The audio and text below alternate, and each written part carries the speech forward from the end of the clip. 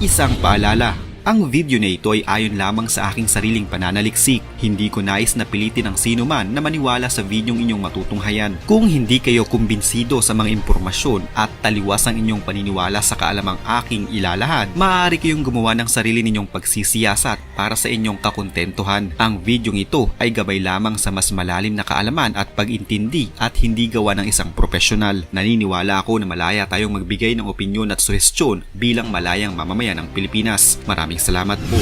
Sa patuloy na pagbubunyag ng mga katiwalian sa gobyerno, muling lumutang ang pangalang Senador Rodante Marcoleta bilang isa sa mga matapang at walang kinatatakutang mambabatas na nagsisiwalat ng katiwalian sa iba't ibang ahensya ng pamahalaan. I move, Mr. President, that he be back immediately to the custody of the Senate, not only because this is the condition that you gave them, but more importantly, in order to erase the perception that if he is here in the Senate, he is not safe. I will reject the idea that if he returns in the Senate, manganganib ang buhay niya. It is as if that we're giving credence to his statement, which I believe is not true.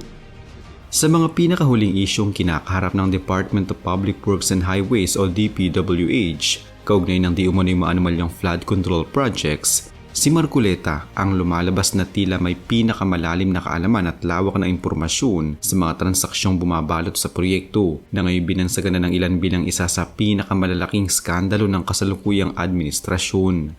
Unang inilantad ni Senador Marcoleta na may ilang personalidad na sangkot sa anomalya ay nasa Estados Unidos na, kabilang isang hindi pinangalanang individual na umano'y may malawak na kaalaman sa nangyaring korupsyon.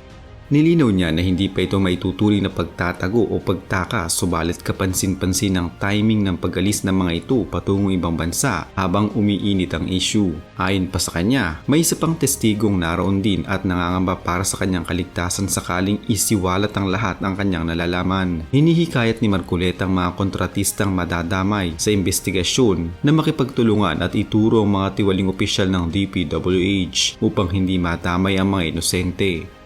Ito'y bahagi ng kanyang masusing pagtutok bilang pinununo ng Senate Blue Ribbon Committee na nagsasagawa ng malalimang investigasyon ukol sa flood control projects na pinondohan ng bilyong-bilyong piso ng kaban ng bayan. Isiniwalat din ni Marcoleta ang isang nakakabahalang ulat, isang congressman umano ang lumapit sa abogado ni Curly Discaya, isa sa mga testigo sa investigasyon, at sinabing kailangan itong magbanggit ng pangalan ng senador upang makaiwas sa contempt. Sa kanyang privilege speech noon, binanggit ni Marcoleta ang natanggap na mensahe.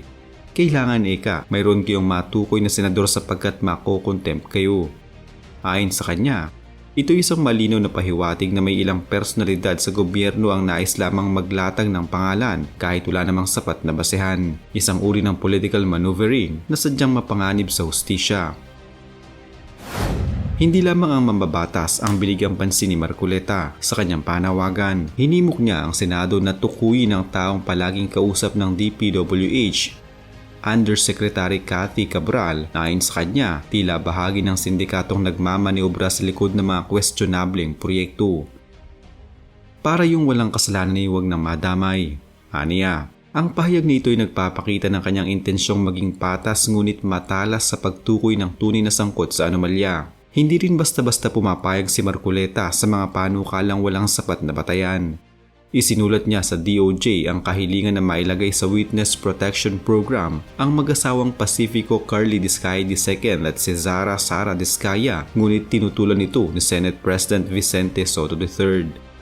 Ayon kay Soto, nagbabago-bago ang testimonya ng mag-asawa at may bigat ng kasalanan ng mga ito.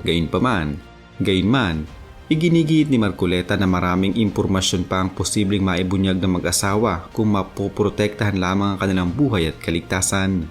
Sa gitna ng pag-iinit ng issue, pinangalanan ni DPWH Engineer Bryce Hernandez, sina Senador Jinggoy Estrada at Senador Joel Villanueva bilang sangkot sa ilang mga flood control projects sa Bulacan. Ayon sa kanya, may SOP o Standard Operating Procedures na 30% kickback mula sa mga proyektong pinondohan ng dalawang senador. 355 million pesos kay Estrada ngayong 2025 at 600 million pesos kay Villanueva noong 2023. Bagamat agad na pinabulaanan ng dalawang senador ang mga paratang, hindi may kakailang nagdulot ito ng matinding dagok sa kanilang reputasyon, lalo pat binanggit mismo ni Hernandez na matagal nang gawi sa DPWH na ginagamit bilang legman ang mga engineers sa ganitong uri ng transaksyon.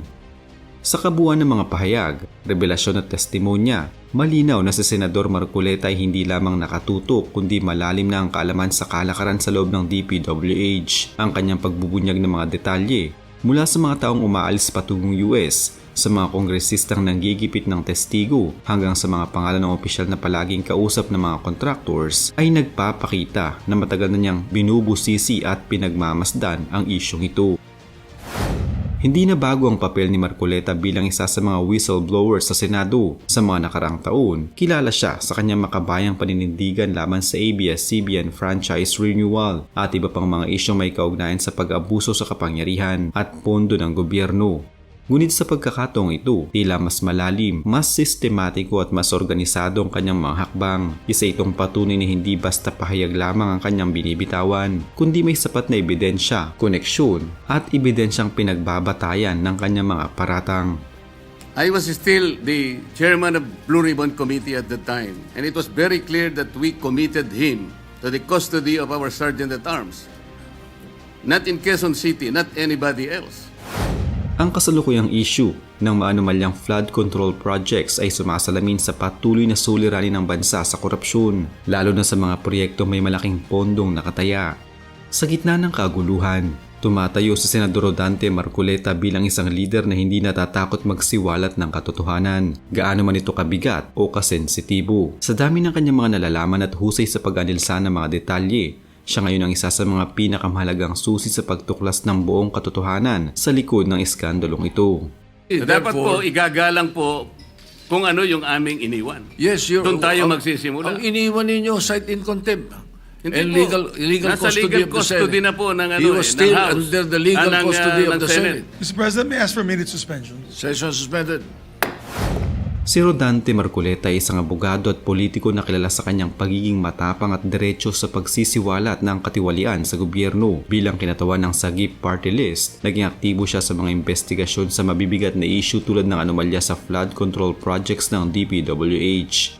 Sa kanyang pag-upo bilang pinuno ng Senate Blue Ribbon Committee, ibinunyag niya ang pagkakasangkot ng ilang opisyal at senador sa umano'y maanumalyang proyekto at hinimok ang mga kontratista na magsalita upang mapanagot ang tunay na may sala.